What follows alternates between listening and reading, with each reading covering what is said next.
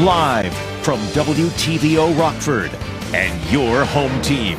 Eyewitness News at 5 starts now. Solving major crashes better and faster. Meet the new team working to make streets in the state line safer.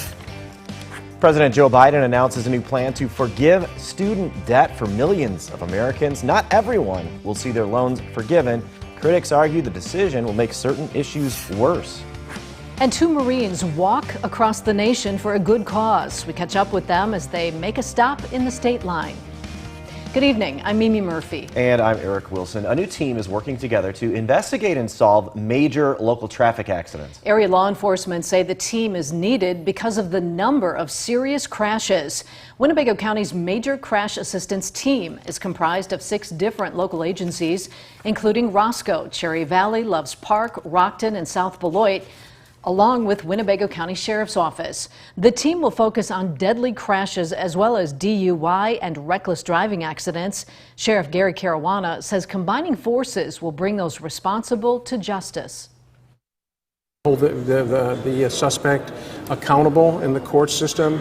Again, a good court, ethical investigation, and then wherever it goes. And we have answers to the family too, because then the family's like, well, what exactly happened? And we can, once we get that investigation and we can release it, then we can share it with the family.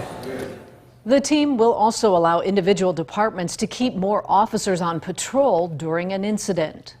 1 year ago, the Rockford Fire and Police Commission made a historic announcement. 2 women would lead Rockford's fire and police departments. Our Nicole Delgado sat down with Fire Chief Michelle Panko to talk about the last 365 days and what she's still looking forward to. Nicole?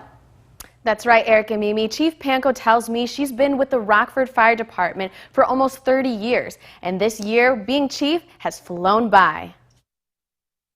I never in a million years 30 years ago thought that, this is what I would be doing. Michelle Panko knew when she was just 22 years old that she would become a firefighter. Fast forward nearly 3 decades, and she's not only a firefighter, but is now head of the Rockford Fire Department.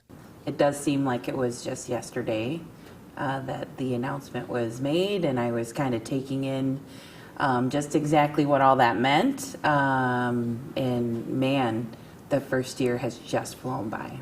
Chief Panko joined up with the Rockford Fire in 1992, working her way up to become the first woman in the history of the Rockford Fire Department to become Division Chief of Operations in 2016. Then a family member convinced her to apply for the chief position. Now she's looking ahead to figure out what will be best for the community, and that starts with the kids. We want to grow the next generation of firefighters from Rockford. So one of the things was we need to get back into the schools. Chief Panko also plans to revamp their Explorer program and add internships. But she also sees a need in other areas, specifically dedicated to mental health emergencies. We need to and hope to partner more with organizations, here in town, local organizations, youth organizations, to try and expand that reach.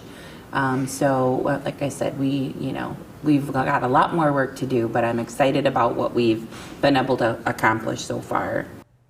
Chief Panko believes the fire department is heading in the right direction and is excited to get started on her 2nd year of being chief of the Rockford Fire Department. Mimi? All right, thanks, Nicole. Some relief coming to millions of Americans. President Biden outlined the largest student loan forgiveness program in American history. It will forgive up to $10,000 worth of federal student loan debt per person. The borrower has to make less than $125,000 a year or up to $250,000 for a family. A person could have up to $20,000 forgiven if they also received a Pell Grant. The plan also extends the pause on student loan repayment until January. Now, I understand not everything I'm announcing today is going to make everybody happy. Something is too much. I find it interesting how some of my Republican friends who voted for those tax cuts and others think that we shouldn't be helping these folks. Something is too little, but I believe my plan is responsible and fair. President Biden says this will be paid for by deficit reduction under his administration. The Department of Education is working on an application process to make a claim. Candidates for statewide office take questions from Illinois farmers in downstate Lexington. Eyewitness News is keeping you connected to the Capitol. Farmers face a lot of the same issues we all are, inflation and high input costs. They also want to hear about clean energy policies and trade regulations. Senator Tammy Duckworth and her Republican challenger Kathy Salvi went first. Duckworth talked about her record in the Senate. She focused on her push for increased investments in biofuels made from corn and soy, but much cheaper than regular unleaded gasoline. Salvi tried to use Duckworth's record against the senator.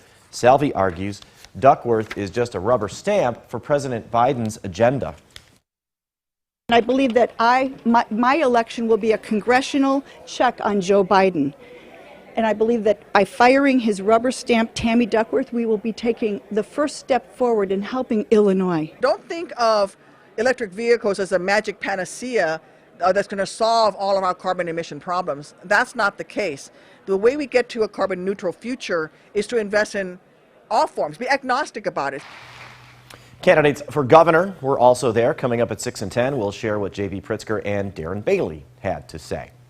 A couple of Marine veterans continue their mission to walk across the country. They made a few stops in the state line today. Their goal is to shed light on those who never returned home from war. We first introduced you to the pair last night when they were in Kane County. We caught up with them this morning as they were headed toward Belvedere.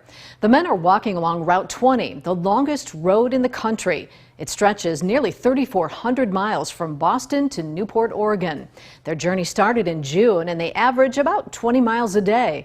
The Marines say growing public support provides plenty of inspiration to keep going. I really believe a good part of our mission is to make sure that America does not forget about the sacrifices of those families.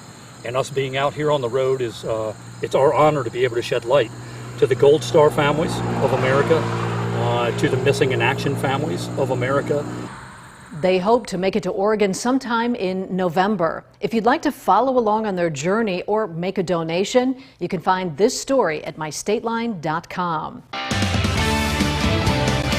There's new support out there for first responders who may be struggling with stress and burnout from the job. Washington correspondent Rashad Hudson shows us the program relies on peer-to-peer support. Rita Brock with Volunteers of America says first responders aren't getting the support they need to do the job. They're the first front line on anything disastrous and harmful that's happening to people. Brock says her organization created a free online program offering peer support for first responders as they deal with the on-the-job challenges. The program comes as cities across the country are facing mass resignations, early retirements, and low recruiting numbers among first responders. It's hard to be a hero when you don't feel like it. Madonna Arsenault says she saw the program's benefits firsthand when she participated. Now she helps lead it. During the session, she says they focus on how to better perform under stress. Sometimes they're coming with situations that they've experienced on the job, but they're also sharing personal experiences too. She says the top issues people report feeling are fatigue, anxiety, and burnout. Resiliency is built best by being present to one's own self. Right now, the 1-hour program is only offered 3 times a week, but they hope to expand in the future. Reporting in Washington, Rashad Hudson. Now, your first warned weather forecast from meteorologist Jordan Wolf. We're out here live in Belvedere at Tom Kissane's backyard. This is another edition of Weather in Your Backyard here. The food already brought to us by Salmone's here. This is one of the pizzas that they have, a pepperoni and sausage pizza. It smells really good behind me. I haven't had a chance to try any of it yet. In addition to that, we also have a couple of dishes of pasta that they have brought here for us today. So definitely looking forward to try all this. I've heard good things from the crowd behind me of the people that have been able to try it so far. Now, luckily here today, this is a perfect day for the weather. We're talking about perfect temperatures well into the 80s. Plenty of sunshine as well for today. We're continuing to hold on to a little bit more of that sunshine working its way through, at least for the rest of the afternoon. Temperatures once again into the low 80s here for the day today. We're going to eventually see those temperatures drop back down into the 60s overnight tonight. We're also bringing with that a chance for some rain showers, maybe even a chance for a couple of storms during the overnight tonight as well. We're watching those as they continue to work their way over the area. We look further out to the west. That's where we're we're watching that system currently working its way a little bit closer here to the state line. As it continues to work its way a little bit closer, that's when we're going to see that slight increase in the chances that we could see some of those rain showers working their way in. We're also going to be watching those eventually. There's what we're seeing right now with the rain showers, but plenty of sunshine. Our SkyTrack camera there overlooking downtown Rockford, showing not really much of anything as far as cloud cover here for the afternoon. Temperatures, again, still into the 80s here for the afternoon. That remains the case across most of the area as well. Still seeing those temperatures into the 80s, so a little bit warmer, and it's not really very windy either. So it does feel just a little bit warmer than it would normally over these last couple of days especially. We're still into the 80s locally here in the state line. 82 in Rockford, 79 Janesville, 80 in Monroe. Temperatures continue to be feeling a little bit warmer than that. That's because of our dew points right now still sitting in the 60s across the entire state line. So it does feel just a little bit more humid than we have seen as of these last couple of days. We hold on to quite a bit of that humidity as well during the overnight tonight. We also see the chances for those rain showers and even a couple of storms coming through during the overnight hours tonight. Temperatures falling only back down into the 60s. Tomorrow, those storm chances remain in place. Temperatures into the low 80s, officially 80 degrees for our high temperature tomorrow afternoon, holding on to a little bit more cloud cover than here what we have for the afternoon today. Here's what Futurecast is bringing in. All those rain showers coming in later around that midnight hours when those initially come through. We could see an isolated storm chance associated with that line of showers as they continue to work their way closer and closer to the state line. But as they continue to work their way out of the area, we get a little bit of clearing during the early part of the morning tomorrow.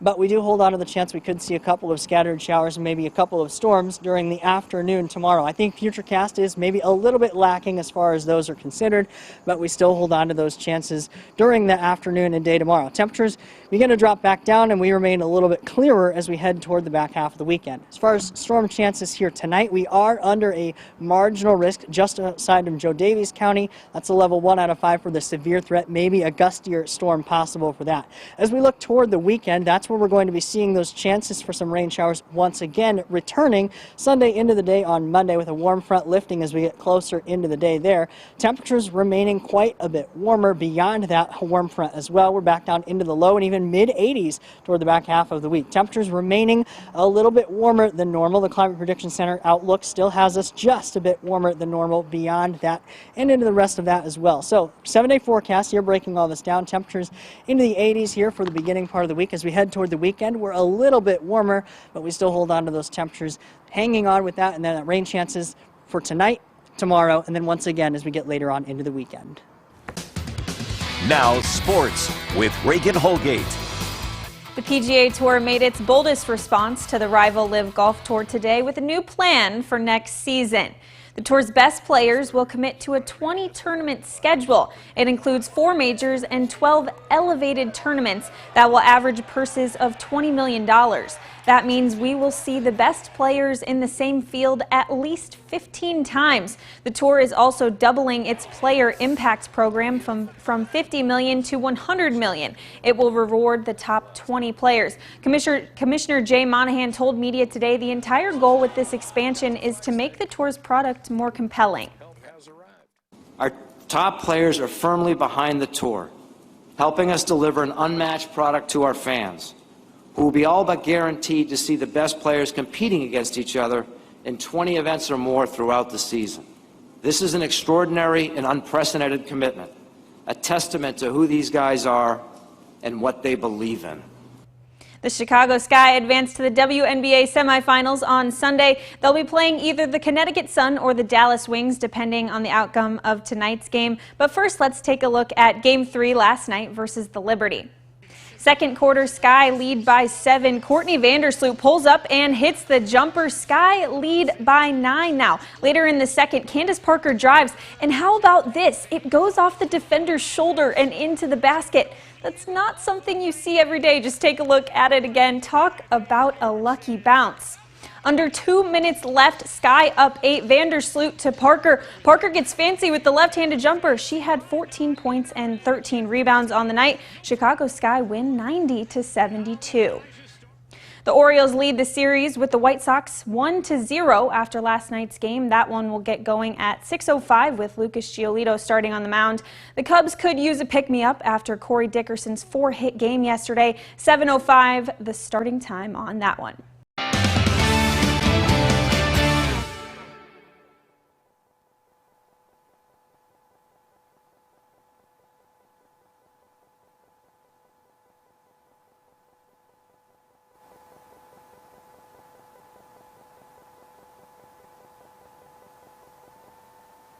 I think we got it going now. All right.